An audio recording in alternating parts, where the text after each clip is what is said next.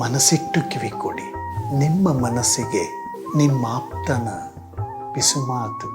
ಮನವೇ ನೀ ಅನಂತ ಆಕಾಶ. ಮನಸ್ಸು ಆತಂಕಕ್ಕೆ ಒಳಗಾಗುವುದು ತುಂಬ ಸಾಮಾನ್ಯ. ಅದರಲ್ಲಿಯೂ ಈಗಿನ ದಿನಮಾನದಲ್ಲಿ, ಇತ್ತೀಚಿನ ದಿನಗಳಲ್ಲಿ ತೀವ್ರವಾದ ಆತಂಕಕ್ಕೆ ಒಳಗಾಗೋದು ತುಂಬ ಸಾಮಾನ್ಯ ಸಂಗತಿಯಾಗಿದೆ. ಇದಕ್ಕೆ ಮೊಟ್ಟ ಮೊದಲ ಕಾರಣ ಏನು ಅಂತಂದರೆ, ಪ್ರತಿಯೊಂದು ವಿಷಯಗಳನ್ನು ಭಾವಾತಿರೇಕಗಳಿಂದ ಗ್ರಹಿಸುವುದು, ತುಂಬ ಎಮೋಷನಲ್ ಆಗಿ, ಪರ್ಸ್ನಲ್ ಆಗಿ ತೆಗೆದುಕೊಳ್ಳುವುದು. ಈಗ ನೋಡಿ, ಯಾವುದೇ ಒಂದು ವಿಷಯವನ್ನು ನೋಡಿದಾಗ ಅಥವಾ ಕೇಳಿದಾಗ, ಓದಿದಾಗ ಕೂಡಲೇ ಸಂತೋಷ ಪಡೋದು ಅಥವಾ ಕೋಪ ಬರೋದು, ದುಃಖ ಆಗೋದು, ವಿರೋಧಿಸೋದು, ಅದು ಏನೋ ಒಂದು ಆಗತ್ತೆ. ಅದು ಕೆಲವು ಸಲ ವಿರೋಧಿಸುವಂಥ ಉನ್ಮಾದತೆ ಉಂಟಾಗುತ್ತದೆ. ಆಗ್ತಿದೆ ಅಂತಂದರೆ ಅದನ್ನು ಪ್ರದರ್ಶಿಸುವವರೆಗೂ ಸಮಾಧಾನ ಆಗುತ್ತಿಲ್ಲ ಅಂತಂದರೆ ಅವರಿಗೆ ಭಾವೋದ್ವೇಗದ ಸಮಸ್ಯೆ ಇದೆ ಅಂತ ಅರ್ಥ. ಅವ್ರಿಗೆ ಇದೆ, ಅವ್ರಿಗೆ ಗೊತ್ತಾಗತ್ತೆ, ಏನೋ ಒಂದು ಆಗತ್ತೆ, ಯಾವುದೋ ಒಂದು ಎಮೋಷನ್ ಬರ್ತದೆ, ಅದನ್ನು ಈಗಲೇ ತೋರಿಸ್ಬಿಡ್ಬೇಕು ಅಂತ. ಈ ಭಾವೋದ್ವೇಗಕ್ಕೆ ಒಳಗಾಗ್ತಾರಲ್ಲ, ಅವರು ವಿಷಯಗಳನ್ನು ಮತ್ತೊಂದು ಆ್ಯಂಗಲಿಂದ, ಮತ್ತೊಂದು ಆಯಾಮದಿಂದ ಪರಿಶೀಲನೆ ಮಾಡೋಲ್ಲ. ಅವ್ರದ್ದೇ ಭಾವನೆಗಳಲ್ಲಿ ತೇಲ್ಕೊಂಡು ಮುಳುಕೊಂಡು ಅದು ಹೋಗೋ ಕಡೆಗೆ ಇವರು ಕೊಚ್ಕೊಂಡು ಹೋಗ್ತಾ ಇರ್ತಾರೆ. ಇವರು ಪ್ರವಾಹದ ವಿರುದ್ಧ ಈಜುವವರಲ್ಲ. ಒಯ್ಯುವ ಅಲೆಗಳಿಗೆ ಒಪ್ಪಿಸ್ಕೊಂಡ್ಬಿಟ್ರೆ ಅಲ್ಲಿ ಮತ್ತೊಂದು ದಿಕ್ಕು ಇದೆ ಅಂತ ಇದ್ರೂ ಅಲ್ಲಿ ಆ ಕಡೆಗೆ ಹೋಗೋಕ್ಕಾಗದೇ ಇರೋಷ್ಟು ಅಸಹಾಯಕರಾಗಿ ಹೋಗ್ತಾರೆ. ಏನು ಮಾಡೋದು ಅಂತಲೇ ಅವ್ರಿಗೆ ಗೊತ್ತಾಗೋದಿಲ್ಲ.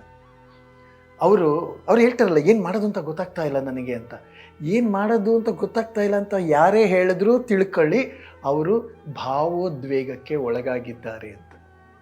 ಈ ಭಾವೋದ್ವೇಗಕ್ಕೆ ಭಾವೋದ್ರಿಕ್ತರಾಗಿರೋರಿಂದಲೇ ಹಲ್ಲೆ ಆಗೋದು, ಕೊಲೆ ಆಗೋದು, ಅಪರಾಧಗಳಾಗೋದು. ಕ್ರೌರ್ಯಕ್ಕೆ ಇರುವುದು ನೈತಿಕ ಸಮಸ್ಯೆ ಅಲ್ಲ, ಅದು ಮಾನಸಿಕ ಸಮಸ್ಯೆ. ಅವರಿಗೆ ತಮ್ಮ ಉದ್ರಿಕ್ತ ಭಾವೋದ್ವೇಗನ ಹೆಂಗೆ ಕಂಟ್ರೋಲ್ ಮಾಡ್ಕೊಳ್ಳೋದು, ಹೆಂಗೆ ಹತೋಟಿನಲ್ಲಿ ಇಟ್ಕೊಳ್ಳೋದು, ಬೇರೆ ದಿಕ್ಕಿಗೆ ಹೆಂಗೆ ಹೋಗೋದು, ಹೆಂಗೆ ಆಲೋಚಿಸೋದು ಅನ್ನೋದ್ರ ಬಗ್ಗೆ ಕೂಡ ಪಾಪ ಅರಿವಿರಲ್ಲ.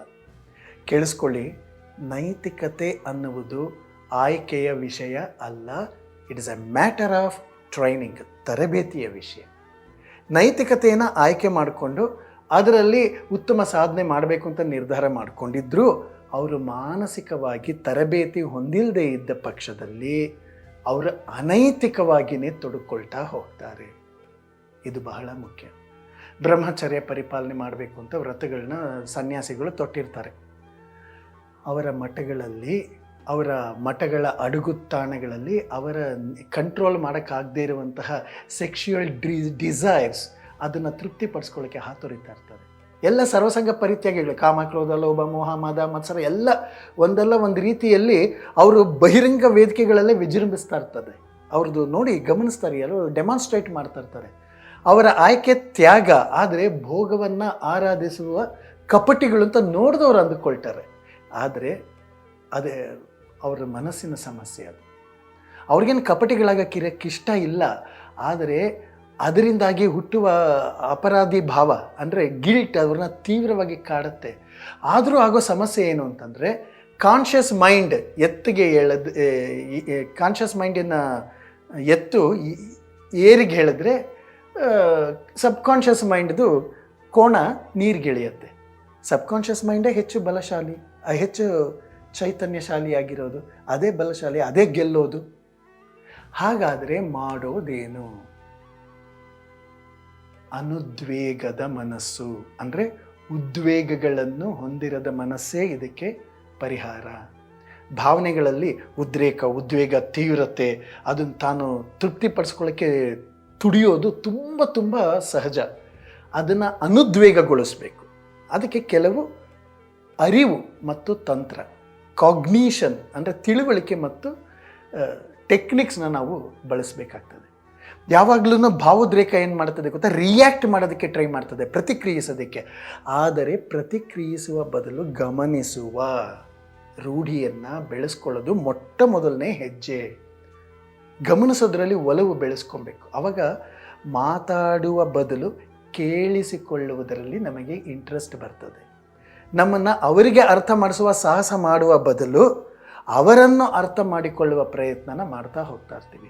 ಇದರಿಂದ ನಮ್ಮ ಕಡೆಯಿಂದ ಕ್ರಿಯೆಗೆ ಪ್ರತಿಕ್ರಿಯೆಯ ಬದಲು ವಿಷಯವನ್ನು ಗ್ರಹಿಸೋದ್ರಲ್ಲಿ ನಾವು ತೊಡಕೊಳ್ತೀವಲ್ಲ, ಆವಾಗ ಸಾಧಾರಣವಾಗಿ ಭಾವೋದ್ರೇಕ ಉಂಟಾಗಲ್ಲ, ಮನಸ್ಸು ಉದ್ವೇಗದಲ್ಲಿ ಇರೋಲ್ಲ. ನೋಡಿ, ಭಾವೋದ್ವೇಗ ಇಲ್ಲದೆ ಪ್ರಶಾಂತವಾಗಿರೋದು ಯಾವುದೋ ಸ್ವಾಮೀಜಿಗಳು, ಸನ್ಯಾಸಿಗಳು, ದೊಡ್ಡ ದೊಡ್ಡ ಮಹಾತ್ಮರು ಮೇಲಿಂದ ಇಳಿದು ಬಂದಿರೋರ್ದು ಅಲ್ಲ. ಅದೊಂದು ತಪಸ್ಸು ಎಲ್ಲ ಮಾಡಿ ಅಲ್ಲ. ಇದೊಂದು ಬದ್ಧತೆ, ಇದೊಂದು ಅತೀಂದ್ರಿಯವಾದ ರೋಮಾಂಚನಗಳಲ್ಲ. ಯಾರು ರೂಢಿಯನ್ನು ಮಾಡ್ಕೊಳ್ತಾ ಇರ್ತಾರೋ, ಅರಿವು ಮತ್ತು ತರಬೇತಿ, ಗಮನಿಸ್ಕೊಳ್ಳೋದು, ತಿಳುವಳಿಕೆ, ಅದನ್ನು ಗಮನಿಸ್ಕೊಳ್ಳೋದು ಮತ್ತು ಪ್ರಾಕ್ಟೀಸ್ ಮಾಡೋದು, ಆವಾಗ ಅನುದ್ವೇಗದ ಮನಸ್ಸು ಬರ್ತದೆ. ಅನುದ್ವೇಗದ ಮನಸ್ಸು ಬಂತು ಅಂದರೆ ಹೊಟ್ಟೆ ಕಿಚ್ಚಿರಲ್ಲ, ಗೊತ್ತಾ? ಮತ್ತು ತಾಳ್ಮೆಯಿಂದ ಇರ್ತದೆ, ಸಮಾಧಾನದಲ್ಲಿ ಇರ್ತದೆ. ಯಾವುದೋ ಧ್ಯಾನ, ಪ್ರಾರ್ಥನೆಗಳು, ಇವೆಲ್ಲ ತಂತ್ರಗಳು ನೆರವಾಗಬೇಕಾಗಿರುವುದು ಈ ಚಂಚಲದ ಮನಸ್ಸಿನ ಅಲೆಗಳನ್ನು ತಿಳಿಗೊಳಿಸೋಕ್ಕೆ, ಎಲ್ಲ ಆಗುಹೋಗುಗಳನ್ನು ಎಚ್ಚರಿಕೆಯಿಂದ ಗಮನಿಸೋಕ್ಕೆ, ಉದ್ವೇಗಗಳು ಇಲ್ಲದೆ ಬ್ಯಾಲೆನ್ಸ್ಡ್ ಮೈಂಡ್ಸೆಟ್ಟಿಂದ ವಿಷಯಗಳನ್ನು ಗಮನಿಸೋದಕ್ಕೆ, ವ್ಯಕ್ತಿಗಳನ್ನು ಮತ್ತು ಪ್ರಸಂಗಗಳನ್ನು ತೀವ್ರವಾಗಿ ಕ್ರಿಯೆಗೆ ಪ್ರತಿಕ್ರಿಯಿಸದೆ ಅರಿವು ಮತ್ತು ಪ್ರಜ್ಞೆಯಿಂದ ಸ್ಪಂದಿಸೋಕ್ಕೆ. ಈ ಅಸ್ತಿತ್ವ ಅನ್ನೋದು ಮಹಾ ಚೈತನ್ಯ, ನಮ್ಮದು ಚಿಕ್ಕ ಚೈತನ್ಯ, ನಮ್ಮದೇ ವೈಯಕ್ತಿಕವಾದಂತಹ ಚೈತನ್ಯ. ಅದನ್ನು ಒಂದು ಮಾಡ್ಕೊಳ್ಳೋಕ್ಕೆ ಬೇಕಾಗಿರೋದು ಅಂತಂದರೆ ತೆರೆದ ಮನಸ್ಸಿನಿಂದ ಇರೋದು. ಇದೊಂದು practice. It is a matter of practice. It may not be a born qualities. ಹುಟ್ಟಿದಾಗಿಂದ ಬಂದಿರೋದೇನಲ್ಲ. ಇಂತಹ ಅನುದ್ವೇಗದ ಮನಸ್ಸನ್ನು ಮಕ್ಕಳಿಂದಲೇ ರೂಢಿ ಮಾಡಿಸದೇ ಹೋದರೆ ಅವರು ವಯಸ್ಕರಾದ ಮೇಲೆಯೂ ಕೂಡ ಉದ್ವೇಗಿಗಳಾಗಿರ್ತಾರೆ ಮತ್ತು ಅಸಹನೆಗಳನ್ನೇ ತೋರಿಸ್ತಾ ಇರ್ತಾರೆ. ಹಾಗಾಗಿ ದೊಡ್ಡವರು ಅಂತ ಅನ್ನಿಸ್ಕೊಂಡವರು ಉದ್ವೇಗವಿಲ್ಲದೆ ಸಮಾಧಾನದ ಆಲೋಚನೆ, ಕೆಲಸಗಳು, ಪ್ರತಿಕ್ರಿಯೆಗಳನ್ನ ಮಾಡ್ತಾ ಇತ್ತು ಅಂತಂದರೆ ಅದ್ರದ್ದು ಅಭ್ಯಾಸನ ಮಕ್ಕಳ ಜೊತೆಗಿನಲ್ಲಿ ಮಾಡ್ತಾ ಇದ್ದರೆ ಮಕ್ಕಳು ಅನುಸರಿಸ್ತಾ ಇರ್ತಾರೆ. ಬೋಧನೆಗಳು ಮಕ್ಕಳನ್ನು ರೂಪುಗೊಳಿಸುವುದಿಲ್ಲ, ವಾತಾವರಣವೇ ಮಕ್ಕಳ ವ್ಯಕ್ತಿತ್ವವನ್ನು ರೂಪುಗೊಳಿಸೋದು. ವರ್ತಮಾನ ಮತ್ತು ಭವಿಷ್ಯದ ಪೀಳಿಗೆಗಳು ಅವರು. ನಾವೇನು ಮಾಡಬೇಕು, ಅಂತಹ ವಾತಾವರಣವನ್ನು ಕ್ರಿಯೇಟ್ ಮಾಡಬೇಕು. ಹೌದು, ಇದು ನಮ್ಮ ರೆಸ್ಪಾನ್ಸಿಬಿಲಿಟಿ. ಇದಕ್ಕೆ ನಾವು ರೆಡಿ ಆಗಬೇಕು. ನಮ್ಮ ಭುಜಗಳು ಇದಕ್ಕೆ ಮುಂದಾಗಬೇಕು. ನಾವು ಸಣ್ಣ ಪುಟ್ಟದಕ್ಕೂ ಸಿಡುಕೋದು, ಕೆಟ್ಟದಾಗಿ ರಿಯಾಕ್ಟ್ ಮಾಡೋದು, ಸಮಾಧಾನವಿಲ್ಲದೆ ಮಕ್ಕಳ ಜೊತೆ ವರ್ತಿಸೋದು, ಪಟ್ ಅಂತ ತಲೆ ಮೇಲೆ ಹೊಡೆಯೋದು, ಭಯ ಇಲ್ಲದೇ ಬುದ್ಧಿ ಬರಲ್ಲ, ಮೊಟ್ಟಕಲಿಲ್ಲ ಅಂತಂದರೆ ಅವ್ರು ಹೇಳಿದ ಮಾತು ಕೇಳೋಲ್ಲ ಅಂತ ಅನ್ನೋದು, ಇಂಥವೆಲ್ಲವೂ ಕೂಡ ಅವರಿಗೆ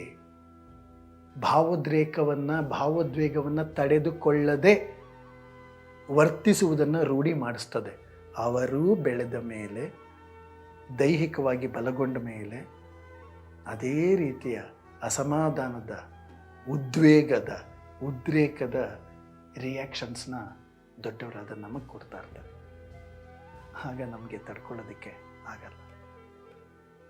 ಅಷ್ಟೇ. ಮನಸ್ಸಿರುವವರಿಗೆ ಮಾನಸಿಕ ಸಮಸ್ಯೆಗಳು ತಪ್ಪಿದ್ದೇನಲ್ಲ, ಹೃದಯ ಇರುವವರಿಗೆ ಭಾವನೆಗಳ ತೊಳಲಾಟವು ಕೂಡ ತಪ್ಪಿದ್ದೇನಲ್ಲ. ಸಂಘರ್ಷ, ಸಮಸ್ಯೆ, ಒತ್ತಡ, ಆತಂಕ, ಸಂಘರ್ಷ ಇವೆಲ್ಲವೂ ಇದ್ದೇ ಇರ್ತದೆ. ನಿಮ್ಮಲ್ಲಿ ಯಾವುದೇ ಪ್ರಶ್ನೆಗಳಿದ್ದರೆ, ಸಂದೇಹಗಳಿದ್ದರೆ, ಸಮಸ್ಯೆಗಳಿದ್ದರೆ, ಯಾರೊಂದಿಗೂ ಹೇಳಿಕೊಳ್ಳಲಾಗದಂತಹ ವಿಷಯಗಳು ನಿಮ್ಮನ್ನು ಕಾಡ್ತಾ ಇದ್ದರೆ ನೀವು ನಮ್ಮೊಂದಿಗೆ ಬಹಳ ಮುಕ್ತವಾಗಿ ಹಂಚ್ಕೊಳ್ಳಿ. ಹೀಗೆ ಹಂಚ್ಕೊಳ್ಳೋದ್ರಿಂದ ಏನಾಗ್ತದೆಯೋ, ಐಡೆಂಟಿಟಿ ರಿವೀಲ್ ಆಗಿ ಎಲ್ಲ ವಿಷಯಗಳು ಗೊತ್ತಾಗತ್ತೇನೋ ಅನ್ನುವಂತಹ ಭಯ ಬೇಡ.